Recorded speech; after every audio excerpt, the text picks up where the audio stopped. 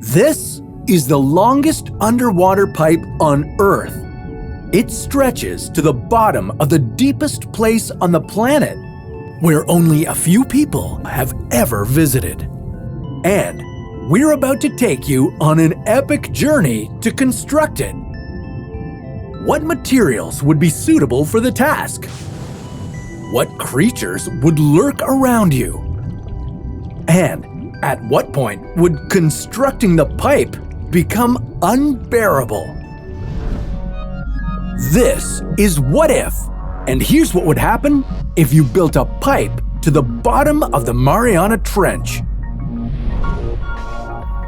There's a reason why only a few people have ever made it to the bottom of the Mariana Trench. Let me tell you, it's not the most pleasant of trips. The deepest part of the trench, called the Challenger Deep, hits the mark at 11 kilometers. No light makes it that deep, and the temperature is just a few degrees above freezing. If you were to dive down this deep, with or without a protective suit, the pressure would crush you. It would feel as if you had 100 elephants standing on your head, or as if you piled 5 blue whales on your shoulders. That's what I call being under pressure. So, how would we go about constructing a pipe in an environment where no human can survive?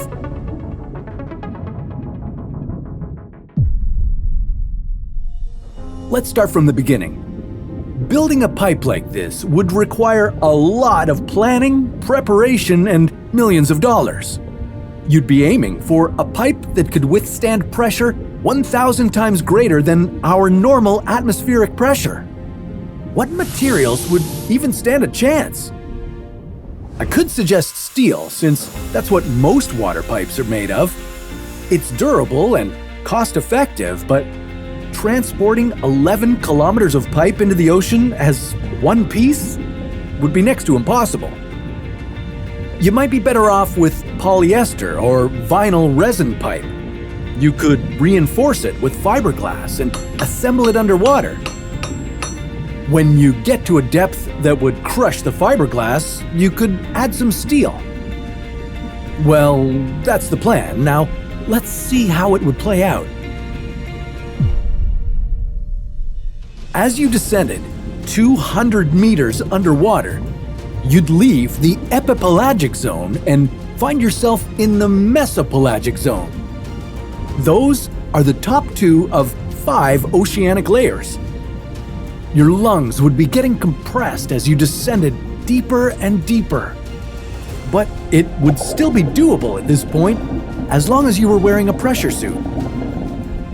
It would be dark, but you'd see twinkling lights once your eyes adjusted to the darkness.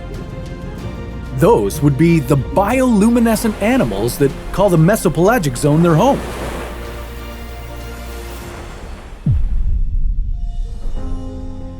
At 1,000 meters, you'd enter the bathypelagic zone of the ocean. And you'd better get into a submarine because no pressure suit would be able to keep you from getting crushed now.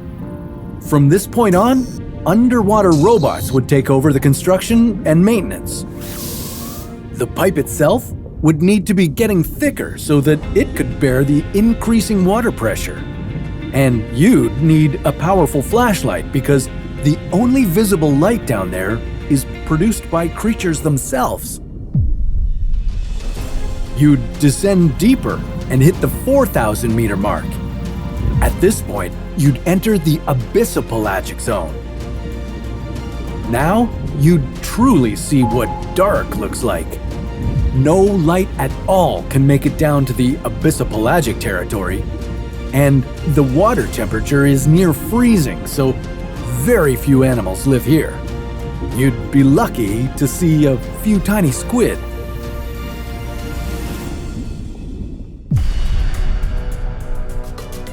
Okay, you're in the home stretch now, in the waters of the hadal-pelagic zone. In the deepest, the darkest, the most unexplored place on Earth. I wouldn't recommend you descend all the way down. At the bottom of the Mariana Trench, The pressure is about 1100 ATM. That's the feeling of 100 elephants standing on your head. Building a pipe here would be challenging. You'd need to send some very durable robots to the bottom of the trench because these depths can implode even the toughest of them.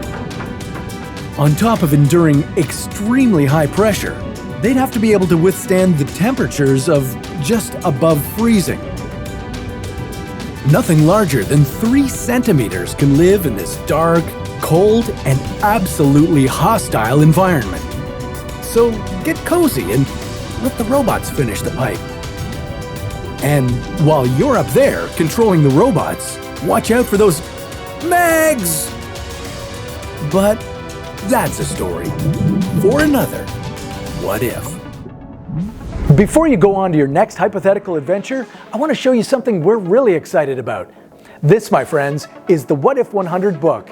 It's a beautiful collection of your 100 favorite scenarios, amazing artworks, and additional facts, all in good old beautiful print and paper.